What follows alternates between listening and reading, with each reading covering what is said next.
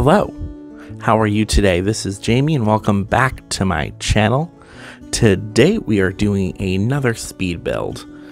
However, this one I will admit, I am going to lecture at you guys a little. I'm going to get on my soapbox and speak, so if you don't like to be preached at, I don't want to call it preaching either, but if you don't like to be preached at, I do understand, feel free to log off.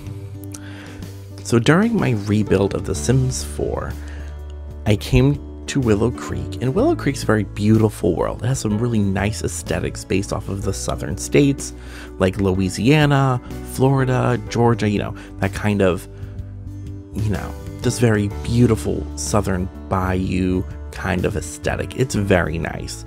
10 out of 10 would recommend. But there's a thing about southern states, and that's a lot of them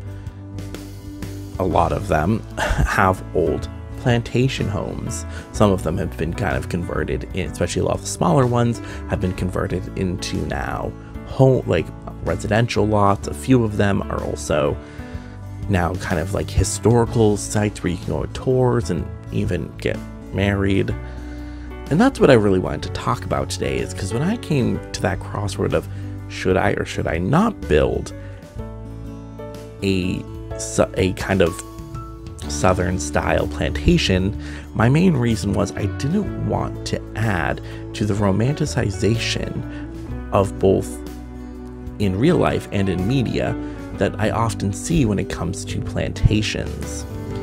I often see a lot of people, romanticizing about wanting to get married there. I also see in a lot of movies, there's this kind of idea that plantations are beautiful and very regal. And all of these really just ignore the actual history and the actual facts about what happened at these sites. Now, don't get me wrong, I still think they are very aesthetically beautiful. They're very pretty. I understand, on one hand, that kind of aesthetic look. However, I cannot take aesthetic and view it on its own. Aesthetic is always attached to a history. And that's very true for southern plantation homes. Now, when I was building this, I decided I had one caveat. If I was going to build this, I was going to have to make a video when I would address the issues around plantations and plantation weddings.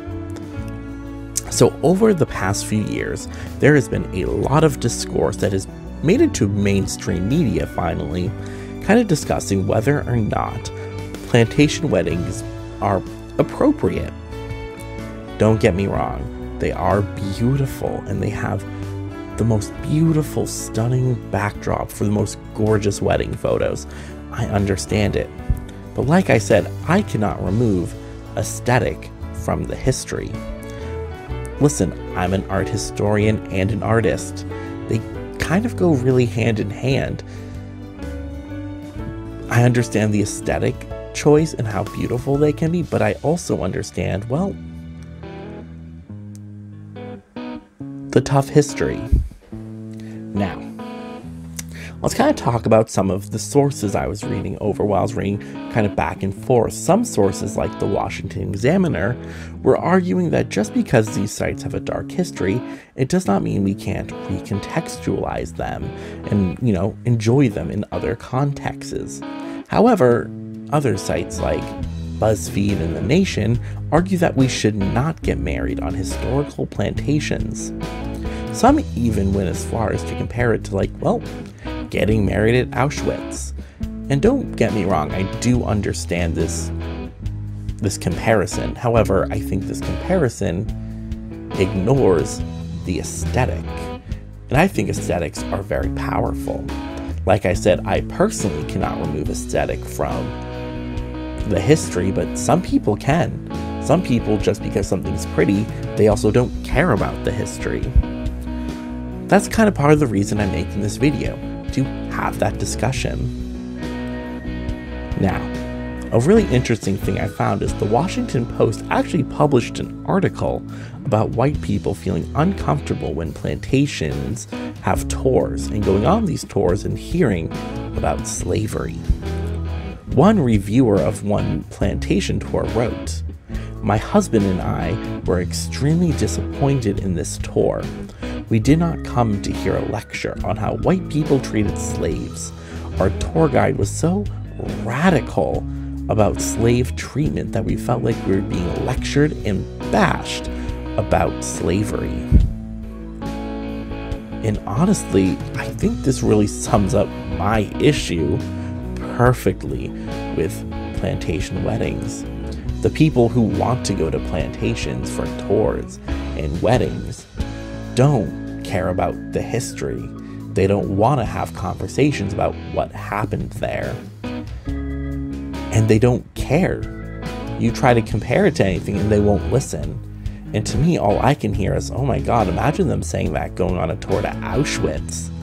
Or, you know, going to some great place where, like, there was a great Native American massacre, being like, I don't care about that. I just want to look at these rocks. And I think that really sums up a big part of the conversation here that we need to be having. What they really want is a Gone with the Wind fantasy. They don't care about the actual history.